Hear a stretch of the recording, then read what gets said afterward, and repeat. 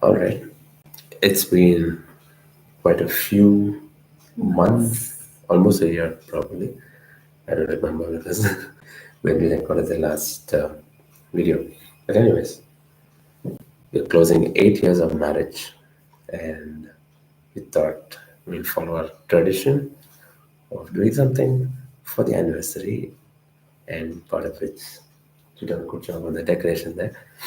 So yeah, reflecting on God's goodness and also coming back to see what we've learned and all that. We want to see how candid we can be in sharing it, and also touch base, go back and see how the Lord has led us, or see if we can still answer how we found out God's will.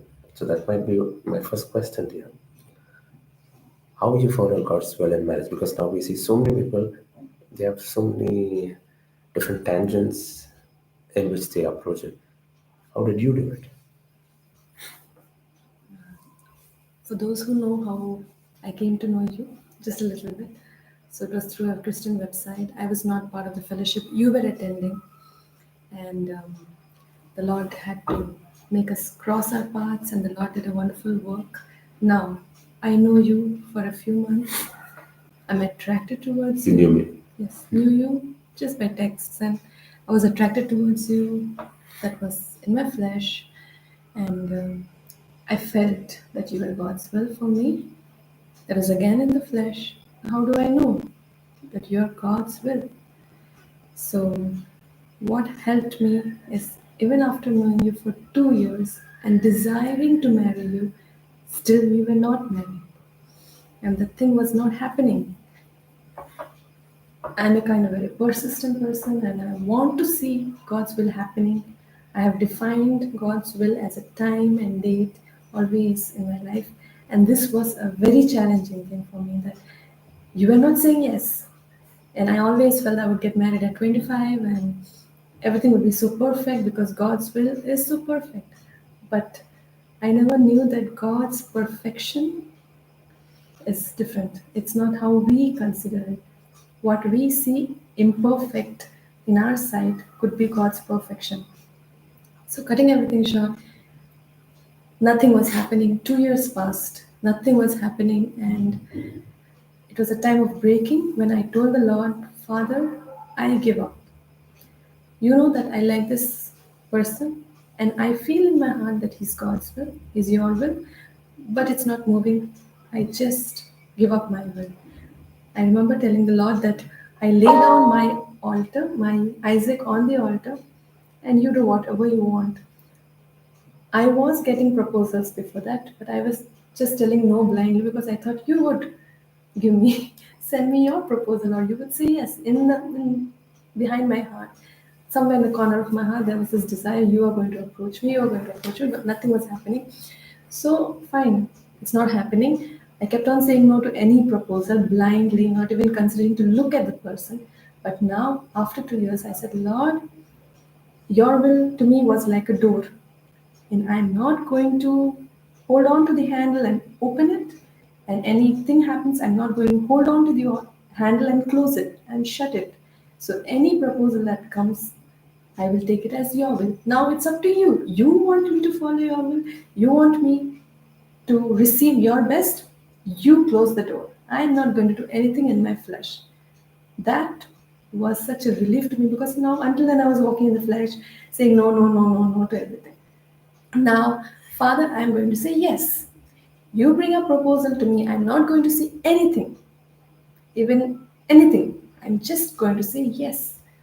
And my Father in heaven was, I don't know what he felt.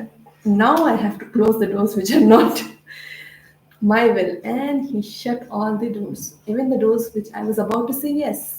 In my heart, I was like, tomorrow I'm going to say yes to this. And closed. The door is closed. Another proposal came and I was about to say yes, or probably went ahead to one or second stage also, because I already told the Lord I'm not going to say no.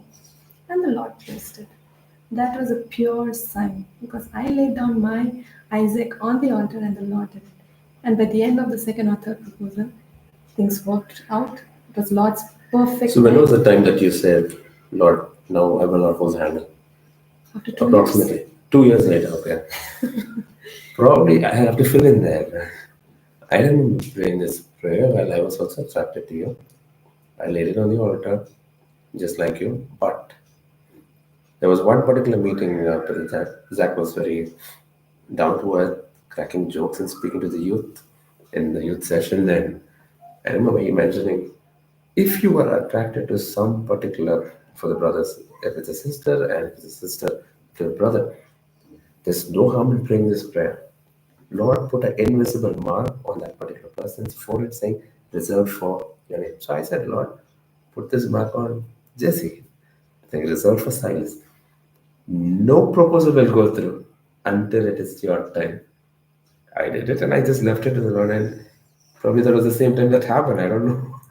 And the Lord preserved you until it all fell in place. We don't know how it did, but yeah, He did it. So, yeah, cutting it short, I did not have any criteria for you. I'm not saying it's going to happen for everyone. It's not Yeah. a copy paste rule. Marriage is never copy paste rule, but that gave me an assurance in my heart that I'm not holding back onto God's will because of A, B, C, D. Because maybe later on I would regret. So I thank God for giving me light in that area. So there is no A, B, C, D here. You are handsome, you are tall, the things that I would desire, but I just kept my mouth shut. Not even in my prayers. And the Lord gave me the desires of my heart beyond what I thought, and the things which I would have had fear about, few minor things that also changed in this all 8 years. So what more can I ask the Lord?